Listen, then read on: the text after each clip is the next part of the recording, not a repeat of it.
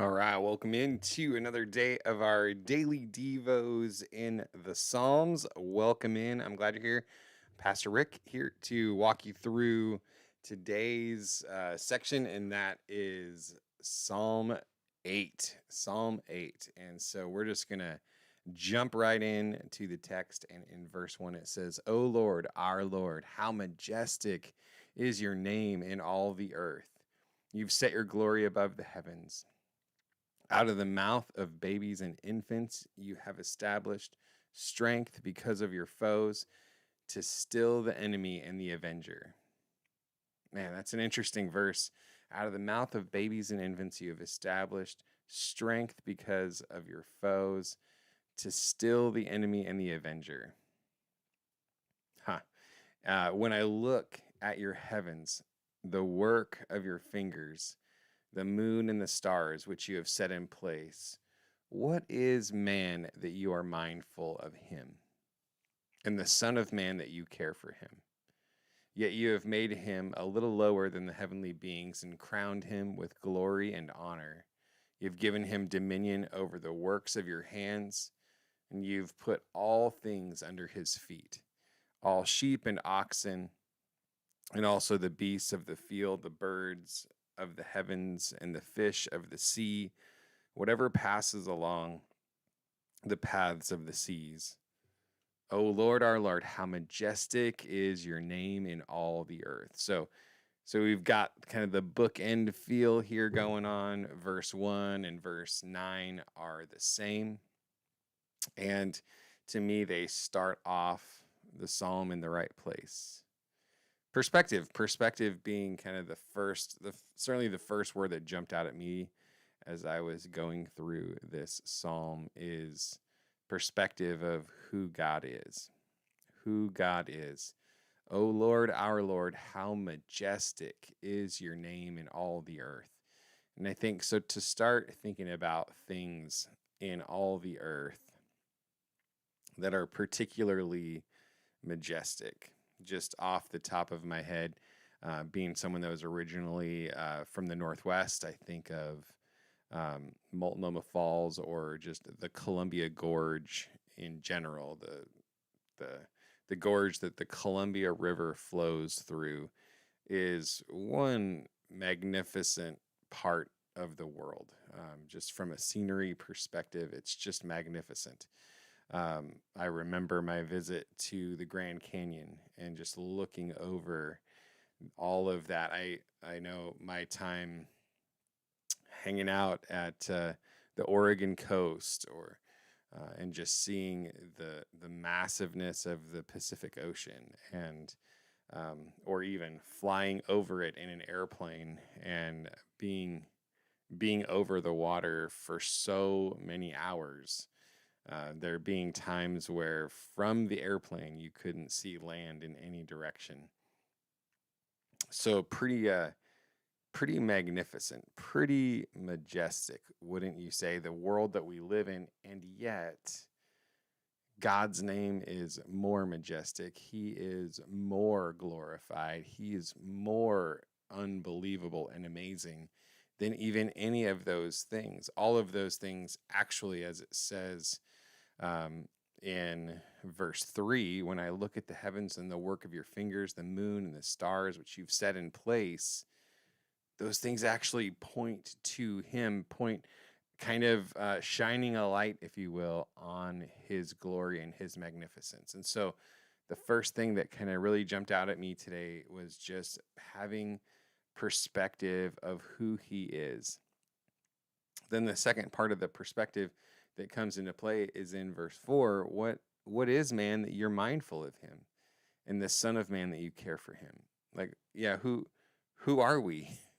It goes on to say in the next verses who God made us to be, but it's good to stop and pause just for a moment and just think, like, yeah, when you think about space and you think about the number of stars, like the incalculable, uncountable, unfathomable numbers of stars that are out there, and planets, galaxies. I mean, it's really incredible. And that is not even a good enough word to describe it, that what God has created. And so when you think about one tiny little person in comparison to the vastness of that creation, this is a great question to ask. What is man that you are mindful of him, and the Son of Man that you care for him? And yet he does. In First Peter, it tells us to cast our cares upon him because he cares for you. Not even that he just cares for all of us, but he cares for you. He cares for you specifically. He cares for me specifically, and that should drive us to wanting to bring our cares to him.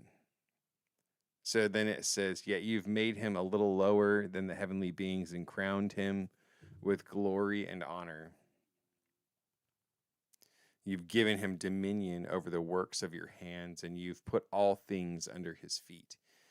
And so the next piece that kind of jumped out at me after the perspective, knowing who God is and having a fresh perspective on who we are, is I started to think about responsibility that God has given us as human beings to take dominion over the work of his hands, and that he's put all things under our feet, that we are actually different than animals. We're more, we've got, in a sense, greater purpose than animals. And then the last concept that flows out of that is then stewardship, because it's all God's, and God has asked us to come and work his stuff. Like he wants us to take care of his stuff, and that is really the definition of stewardship, is that we are taking care of someone else's stuff. So how would you want someone to take care of your stuff? And that's how we should approach taking care of animals and the sea and all of the things that God has put, the sheep and the ox and the beasts of the field, the birds of the heavens, the fish of the sea. All of them have been put under our dominion, and yet we don't own them. We are stewards. We're stewards of what God has created. And so I just want to encourage you today to be thinking about the things in your world that you've been given dominion over, and recognizing that word dominion can sound so like strong authority and like you're the boss, but to remember that we're never the main boss. We are middle management here, folks. We are middle management, and so we always have someone to respond to, someone to answer to, and that's a good thing, honestly, because your shoulders aren't broad enough to carry the burden of managing humanity. So we've got perspective, we've got responsibility, we've got stewardship kind of coming out in this, and all of this is referred to as like a psalm, a hymn of praise, focused primarily, obviously, as you can see, on creation. Creation shows God's glory, declares God's glory, and we need to, we would be wise to go out at night and look at the sky and see the stars and think, wow, O Lord, our Lord, how majestic is your name in all the earth. So with that, I just want to say a huge God bless you to you. Hope you have a great day today, and I will see you tomorrow.